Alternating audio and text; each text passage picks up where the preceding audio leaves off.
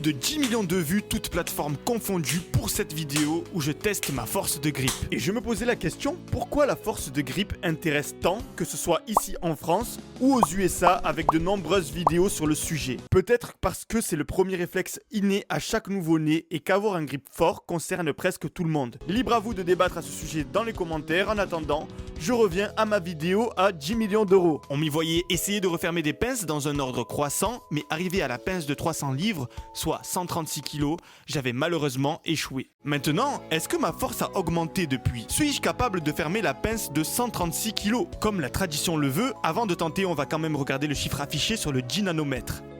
Ah ben non, ça bug. Maintenant, verdict. Voilà. Si j'avais croisé Ibra TV le jour du défi, j'aurais pris 1000 € car c'est la même pince qu'il a utilisée pour sa vidéo. Mais pour me consoler, tu peux liker et t'abonner, ça me fera plaisir. Bon, il s'avère que néanmoins, cette pince n'est pas une victoire car elle n'est pas certifiée. Quelle différence, me direz-vous? Les kilos affichés sur la pince ne sont pas exacts. Et oui, c'est un faux 136 kg. Mais comment faire pour être sûr d'avoir un vrai grip trainer avec des vrais kilos? Il existe des pinces certifiées appelées Captain of Crush. Ce sont des pinces qui valent beaucoup plus cher, mais qui sont calibrées au même titre qu'il existe des poids calibrés pour les compétitions de powerlifting. Il existe même un programme de certification créé par Ironmind. C'est une certification très sérieuse. Pour le COC3 par exemple, grip trainer de 127 kg, il y a moins de 300 personnes dans toute l'histoire depuis sa création en 1991 qui ont pu le fermer officiellement. Pour se faire certifier, comment ça se passe? Il faut faire venir un arbitre de la fédération Ironmind qui viendra valider avec une pince qu'il sortira lui-même de l'emballage. Une fois fermé devant lui, tu pourras avoir ton nom inscrit sur le site et devinez quoi? Aucun Français ne l'a jamais fait. Et deuxième chose aussi que j'aimerais relever, c'est que la validation ne nécessite pas de contrôle antidopage. Donc franchement, si j'arrive à le fermer, je serai certainement le seul Nachi de la liste. Donc ça serait double victoire pour nous. Double victoire. Oui, c'est mon seul et unique objectif dans la vie. Pour revenir à la question du début, si le public est attiré par le défi du hand grip, c'est parce que c'est une épreuve de force. La force fascine depuis toujours. Les hommes forts impressionnent toutes les générations et toutes les cultures. On a l'exemple de Samson dans l'Ancien Testament qui détruit le temple de Dagon et aujourd'hui Marc Félix qui a le record du monde sur le Hercule Hold. Maintenant, je vais te donner mon secret. Comment je m'entraîne pour avoir le meilleur grip de France? Qu'est-ce que je fais quand je fais les avant-bras? Donc je vais vraiment pas inventer des trucs, je vais te dire exactement ce que je fais moi. Est-ce que ça te convient à toi? On ne sait pas.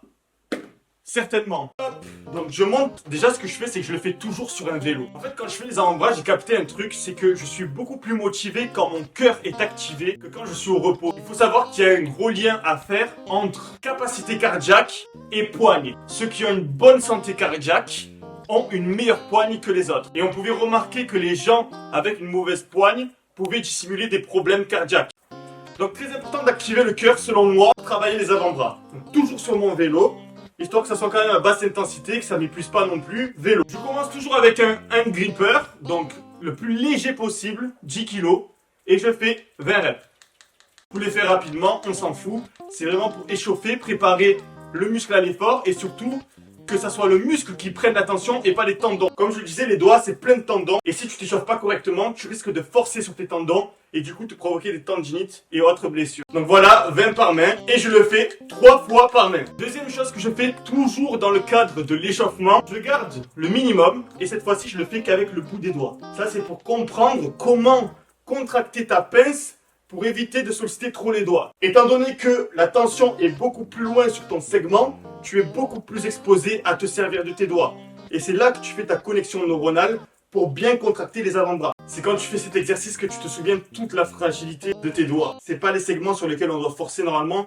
Nos doigts sont normalement des outils de précision. Ça sert à écrire, ça sert à faire des trucs minutieux. Donc j'ai fini avec le hand gripper léger. Ça c'est un hand gripper que vous retrouvez sur MyProtein. Réduction incroyable, le code SOL10, ça va jusqu'à 40 kg. Je récupère mon hand gripper à 50 kg. Toujours pareil, je fais du 3 x 20. Bien sûr, vous, ça sera pas les mêmes charges, étant donné qu'on n'a pas la même force. Si vous vous sentez de vous échauffer avec plus de charge, faites-le. Sinon, restez un peu plus bas, c'est pas grave. Qu'est-ce qui se passe ensuite? Je prends un extenseur flexeur. C'est un outil que j'ai acheté sur Amazon. J'ai aucun code promo à vous promouvoir. Et je trouve que c'est vraiment top. Normalement, pour faire des flexions-extensions, tu as tout un truc à faire. Préparer ta barre, récupérer des poids, faire le truc de la moto avec la barre. Là, c'est tout simple et franchement, c'est bien efficace. c'est juste pour l'esthétique du bras. Flexion, je travaille cette portion de l'avant-bras en 3 fois 20. Donc là, ça va pas renforcer votre grip.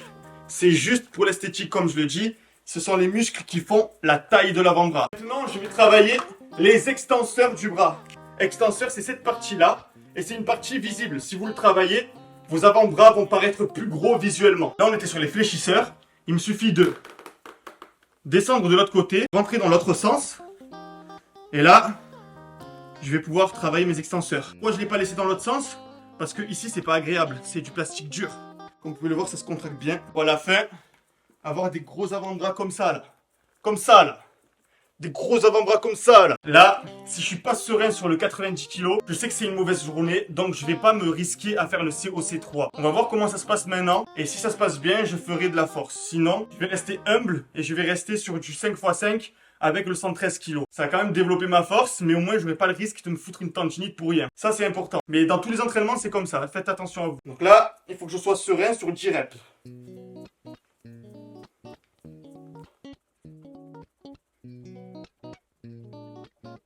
Ça glisse un peu. Et ça va. Je suis pas non plus dégueulasse aujourd'hui. Ensuite, j'utilise de la magnésie liquide de mon cher ami collaborateur Eric Flag. Je soutiens toujours, tu vois. Mes potes sur YouTube, c'est mes potes dans la vraie vie, faut soutenir. Quelqu'un, il a une entreprise, faut payer. Faut payer. Faut pas chercher à avoir gratuit. Maintenant que j'ai les mains qui agrippent bien comme il faut, je vais tenter le 114 kg. Et c'est comme ça que je fais pour évoluer ma force. Je prends les pinces lourdes, j'en fais une seule et je pose. Voilà, donc là on est sur du 250 livres. J'en fais qu'une seule, parce que j'ai pas envie de me griller. L'objectif c'est de refermer les 127 kg du COC3. Donc là, normalement c'est plutôt facile. Si je galère, c'est mauvais signe. Et là j'ai un petit peu galéré quand même. Je le sens mal. Regardez-moi comment je suis fort. Ok, on est parti pour le COC3. Ça va pas rigoler. Toujours le rituel. Tu sais, c'est comme les powerlifters. Avant de faire une série, ils ont un rituel. Moi, c'est... Ok, t'es prêt?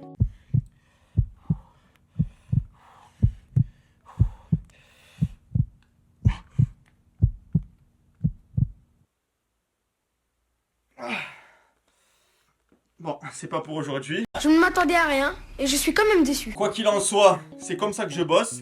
Et une fois que j'ai essayé de fermer le plus haut que je puisse fermer, je reviens sur le niveau d'avant et je fais du 5x5. C'est comme ça que je m'entraîne pour développer ma poigne. Maintenant, à vous de bosser et d'avoir la meilleure poigne du game.